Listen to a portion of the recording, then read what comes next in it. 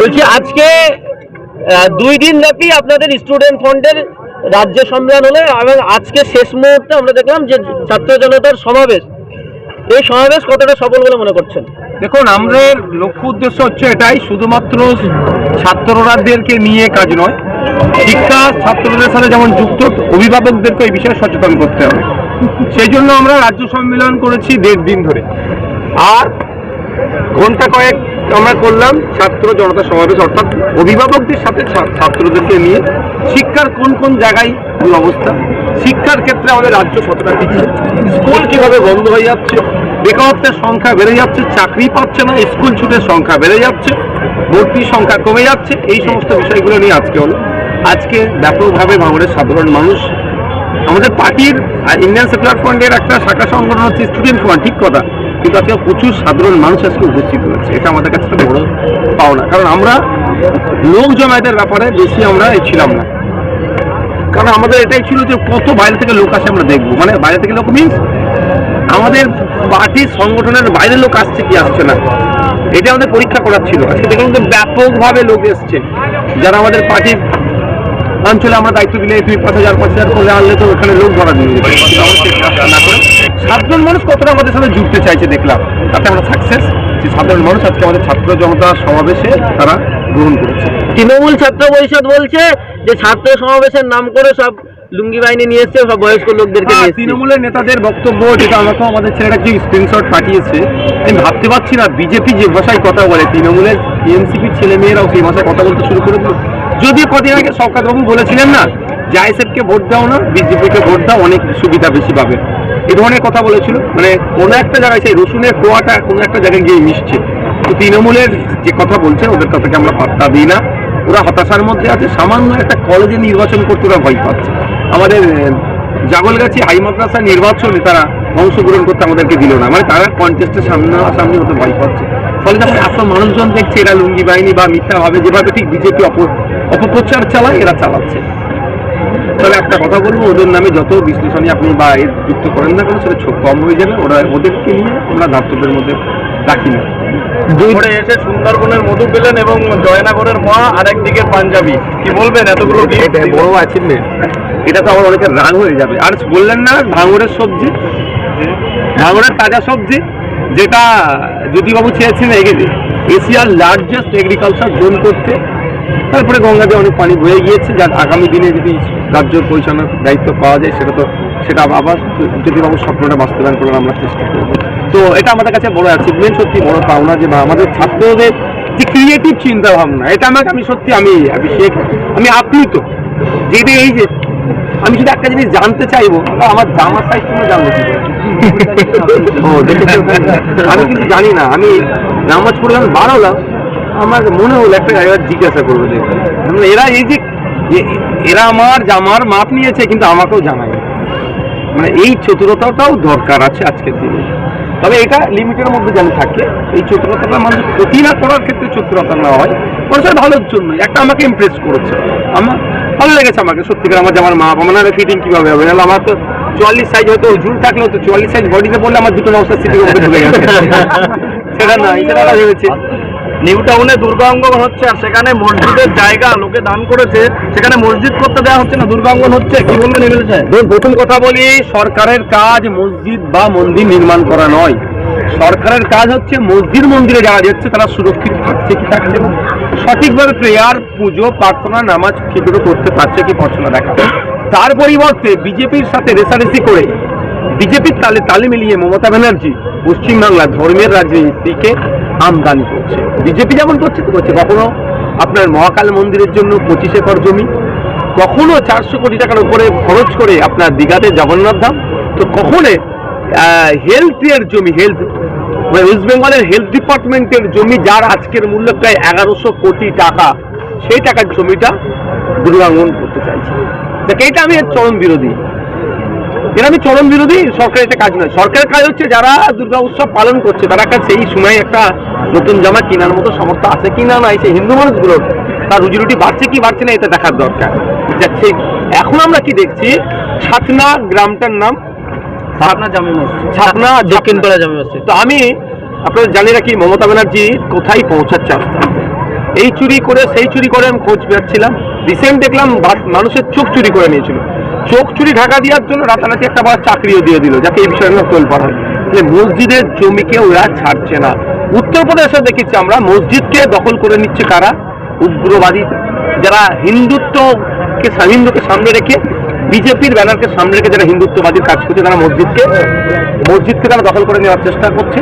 আর পশ্চিমবাংলায় মাননীয়ার আমলে, সংখ্যালঘুরা যার আমলে নাকি সব থেকে বেশি সুরক্ষিত, তার আমলে মসজিদের জায়গাকে চুরি করে নেওয়া হচ্ছে, দখল করে নেওয়া হচ্ছে। আমি আপনাদের এখানে কথা দিয়ে যাচ্ছি, আমি যোগাযোগ করেছি অলরেডি, একটা ইঞ্চি মসজিদের জায়গা চুরি হতে দেবো না।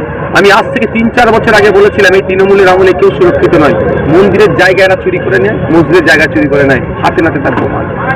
আপনি নিউজিল্যান্ড এরা চুরি করে নেয়, হাতে নাতে তার প্রমাণ। তাই আমি আপনাদের কথা বলতে চাই, ভূমি সংস্কার দপ্তরের মন্ত্রী মমতা ব্যানার্জি, তিনি যদি মনে করেন বিজেপির ভয় দেখি একটার পর একটা অন্যায় করে যাবেন, সংখ্যালঘু মুসলমানদেরকে আপনি পিষবেন, এটা আমরা মেনে নিতে পারবো না। মন্দির মসজিদ বলুন, যাই বলুন। আর টু বি ফ্র্যাঙ্ক বলছি, কোড আনকোড বলছি, রাজারহাট নিউ টাউনের মুখ্যমন্ত্রী দরকার ছিল, এখানে এত বড় একটা কমপ্লেক্স, একটা নামাজ পড়ার জায়গা নয়, এত বড় এরিয়াতে একটা নামাজ পড়ার জায়গা নয়, তিনি একটা ব্যবস্থা করা। আপনারা শুনলে অবাক হবেন, মাইনরিটি কালচারাল সেন্টারের নামে একটু জমি বরাদ্দ হয়েছিল, কিন্তু খাতায় কলমে কোন জায়গায় হচ্ছে আমরাও জানি, RTI করেও পাওয়া যাচ্ছে না।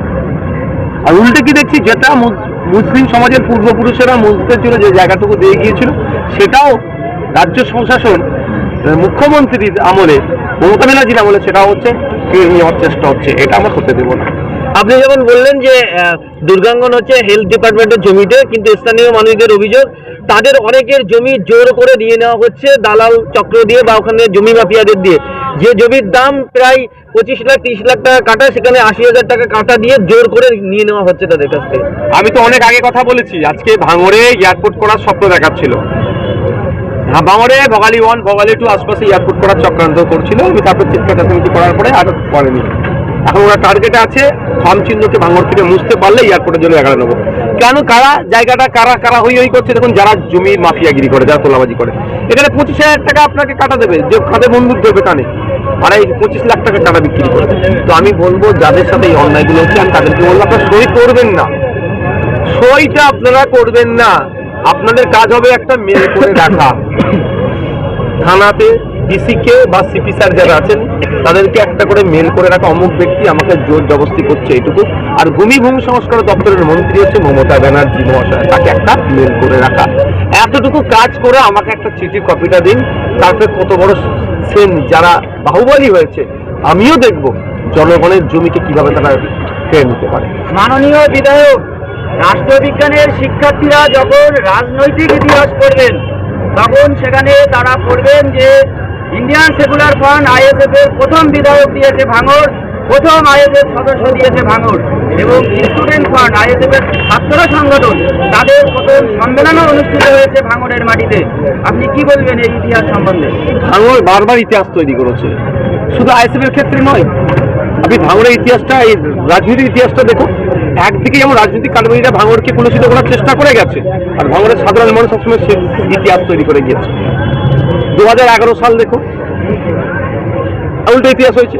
2006 দেখুন, সারা রাজ্যের ইতিহাস দেখুন, আর ভাঙড়ের ইতিহাস দেখুন। রেজ্জাক সাহেবের প্রথম জীবনের ইতিহাস দেখুন, সে ভাঙড়ের ইতিহাস দেখুন, খুঁজে পাবেন। সবসময় ভাঙড় স্রোতের বিপক্ষে গেছে, ইতিহাসের কথায় ভাঙড় জায়গা করে নিয়েছে। আজকে ছাত্র যুব যে সমাবেশ, ইতিহাসের কথা জায়গা হয়ে গেছে। আগামী প্রজন্ম এই ভাঙড়কে দেখে ফলো করবে। ভাঙড় যে স্বপ্নের বীজ বপন করেছে 2021 সালে, সারা রাজ্যের মানুষ সেই স্বপ্ন দেখতে শুরু করেছে। দিকে দিকে আজকে ISF কেন হচ্ছে? ভাঙড়ের মানুষের জন্য হচ্ছে। আজকে গত কয়েকদিন আগে আমি হরিয়ারপাড়ায় গেছিলাম, মুর্শিদাবাদের অজস্র মানুষ। আমি স্বপ্নেও কল্পনা করতে পারিনি এই ধরনের মানুষ আমাদের ISF এর ছায়াতলে আসবে। কেন? ভাঙড় কিন্তু এই আশার বীজটা বপন করেছে। তাই আগামী দিনে যতই ইতিহাস লেখা হোক না কেন ISF কে নিয়ে, ভাঙড় কিন্তু ইতিহাসের মূল জায়গাটাকে দখল করে রাখবে। ISF এর যে ইতিহাস তৈরি হবে। আপনাদের ছাত্র সংগঠন স্টুডেন্ট ফ্রন্টের যে প্রথম রাজ্য সম্মেলন যে মাটিতে হলো, সেই মাটিতে অবস্থিত ভাঙড় মহাবিদ্যালয়, সেখানে আনুষ্ঠানিকভাবে আপনারা প্রবেশ করবেন কিনা? অবশ্যই আমরা তার জন্য করবেন। আমরা তার জন্য দেখুন, ওটাতে স্টুডেন্টদের পার্টটা আমরা ছেড়ে দিচ্ছি। যখন একটা শাখা সংগঠন করেছি, ওদেরকে আমরা ওদের মতো করে গুছিয়ে নেওয়ার সুযোগ দিচ্ছি। আমরা চাই না যে আমাদের লেজুর ভিত্তি চলুক। লেজুর ভিত্তি চললে কি হবে? হ্যাঁ, আমরা ওদের গার্জেন, আমরা ওদের সাথে সবসময় থাকবো, পাশে থাকবো, পেছনে থাকবো, সামনে থাকবো, বোথ সাইড থাকবো, ঠিক কথা। কিন্তু ওদের নিজেরা স্বয়ংসম্পূর্ণ হয়ে উঠুক। আজকে দেখবেন ভাঙড়ে আইএসএফ এর প্রচুর নেতা তৈরি হয়েছে। কেন? আমি বিধায়ক হওয়ার পর আমি আমাদের নেতৃত্ব যারা আছেন, আমাদের কারিমুল, ওহিদুল, আসাদুল, একাজুল, জাহাঙ্গীর ভাই, উসমান ভাই, ওইদিকে রাহুল, ওইদিকে হাইবুল্লাহ, ওইদিকে আমাদের ইমরান ভাই, আরো যে সমস্ত আছে এখানে অনেক নেতৃত্বরা আছে, ওইদিকে আমাদের আলুফাড়া ভাই যারা আছে দেখবেন আরো অনেক তৈরি হয়েছে। কেন? আমি বিধায়ক হওয়ার পরও কিন্তু আমি এদেরকে সবসময় এদের এরা যে কাজ যেটা সমাজের জন্য করছে এদেরকে আমি সহজ সুযোগ দিই, অর্থাৎ করো তোমরা। আমি বিধায়ক আমি আছি, আমি যদি সব করে নেবো তাহলে এরা কোনোদিন নেতৃত্ব হয়ে উঠতে পারবে না। তো আমাদের স্টুডেন্ট ফ্রন্টকে যদি আমরাই সব করে দিই তাহলে এরা আজকে যেমন এখানে আমরা দেখলাম যে এরা কি মানুষের কাছে কতটা ক্যাম্পেইন করে পৌঁছাতে পারে, এরা সাধারণ মানুষকে কতটা এখানে আকর্ষণ করে নিয়ে আসতে পারে। দেখলাম যথেষ্ট তাদের মানে পারফরমেন্স ভালো, যথেষ্টভাবে মানুষকে তারা আপ্লুত করতে পেরেছে, আনতে পেরেছে। ভাঙড়ে মহাবিদ্যালয় রয়েছে ইতিমধ্যে এবং সেখানে পুরুষ নারী নির্বিশেষে সবারই পড়ার সুযোগ রয়েছে, তারপরে আপনি আলাদা মহিলা কলেজের দাবি করলেন কেন? দেখুন, রাজ্যে যদি মহিলা ইউনিভার্সিটি হতে পারে, রাজ্যে যদি কন্যাশ্রী ইউনিভার্সিটি হতে পারে, ভাঙড়ের মহিলাদের জন্য কেন আলাদা করে ডিগ্রি কলেজ হবে না? রাজ্যে প্রচুর মহিলা ডিগ্রি কলেজ আছে, প্রচুর আছে, তো ভাঙড়ের মহিলাদের কেন হবে না? এক নম্বর কথা। দ্বিতীয় কথা হচ্ছে খোঁজ নিলে দেখা যাবে আপনার এলাকার মানুষদেরকে, আমাদের ভাঙড়ের আপনি সাংবাদিক একটা, যেভাবে ভাঙড় কলেজটাকে পুনর্শিত করে ফেলছে, টিএমসিপির তারা ইউনিটে থাকলেও অ্যাকচুয়ালি তারা পড়াশোনার সাথে যুক্ত নাকি সেই সার্টিফিকেট আমার কাছে নাই, আমি সেই বিষয়ে বিতর্কে যাব না। ফলে অনেক মহিলারাও ভাঙড় থেকে তারা কলেজে যেতে অনীহা প্রকাশ করছে, সেটাও আমরা একটা আমাদের জিনিসের মাথায় রাখতে হবে। যদি ওই অনীহা প্রকাশ করার জন্য আলাদা কলেজ করতাম, এর সাথে আমি ট্যালি করতে চাইছি না। আমি চাই যখন রাজ্যে কন্যাশ্রী ইউনিভার্সিটি থাকতে পারে তাহলে কেন এখানে মহিলাদের জন্য আলাদা কলেজ হবে না?